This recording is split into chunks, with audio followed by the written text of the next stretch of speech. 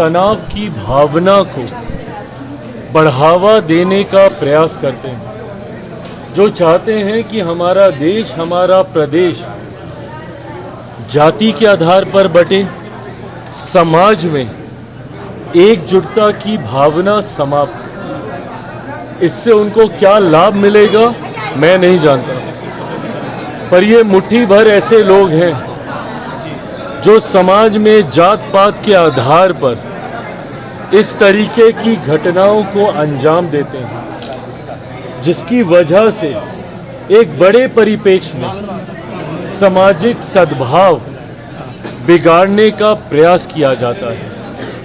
एक गांव की घटना को समाज में बड़े पक्ष पे ऐसे दिखाएंगे कि जैसे ये जातियों के बीच निरंतरता की लड़ाई हो।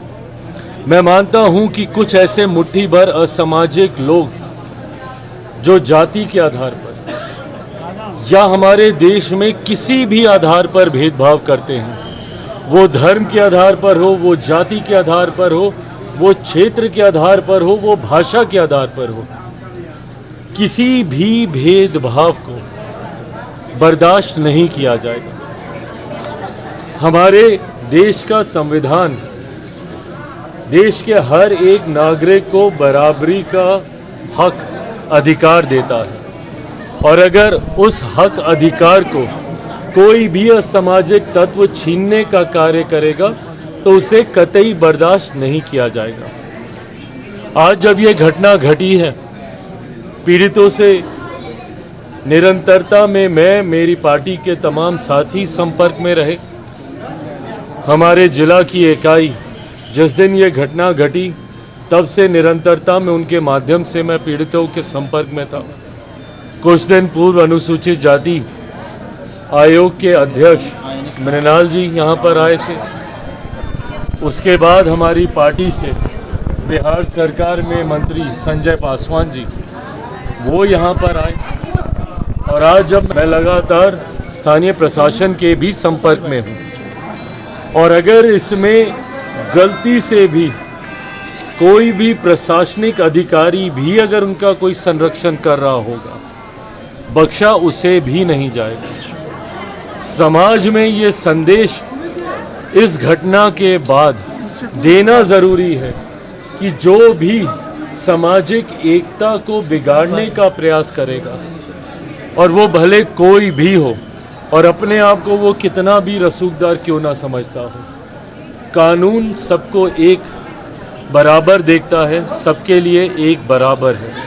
ऐसे में जितने भी दोषी हैं चुन चुन कर एक एक को कड़ी से कड़ी सज़ा दी जाएगी।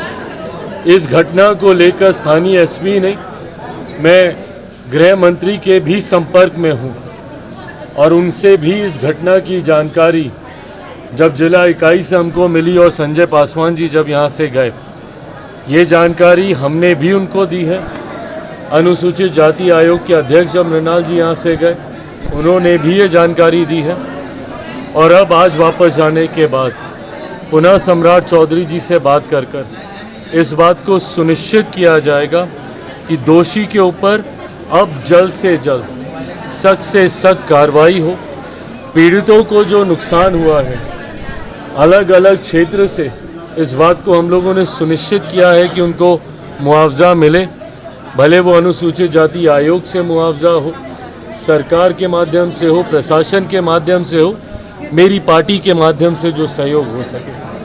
पर ऐसे में अभी भी ज़्यादा ध्यान हमें इस बात का रखना है। यकीनन घर टूटा है, प्रशासन से आज भी बात कर शांभवी स्थानीय सांसद यहाँ पर मौजूद हैं हमारे साथ, ये भी लगातार लगी रही हैं, और हम लोग इस बात का प्रयास कर रहे हैं कि इनके घर पहुँचने से पहले घर की व्यवस्था ठीक हो। पर उससे ज़्यादा ज़रूरी है कि जो डर की भावना पीड़ितों के मन में आई है, उसमें हम लोग साथ रहकर उनको डर की भावना से बाहर निकालने का हम लोग कार्य करें। ऐसे में जब ये लोग वापस भी जाएंगे तब भी हमारी पार्टी के तमाम साथीगण इनके साथ, इनके आसपास रहेंगे, और इस बात को सुनिश्चित किया जाएगा कि भविष्य में इनके साथ कोई ऐसी घटना ना घटे। पैसा मांगने को, मजदूरी मांगने को लेके ये पूरी घटना हुई। आप किस में देखते हैं? एक तो गरीब परिवार से आते हैं और उनका एक बकाया पैसा दे दिया जाता है, उसके बदले जो है देखिए, कोई अपने हक अधिकार की बात करे और उसको आप न्याय दिलाने की बजाय आप उनके साथ इस तरीके की घटना को अंजाम दें, ये सरासर निंदनीय है और बर्दाश्त नहीं किया जा सकता। ऐसे में जैसा मैंने कहा कि जो भी दोषी हैं उसके ऊपर सख्त से सख्त कार्रवाई की जाएगी। उसकी सच्चाई क्या है सर?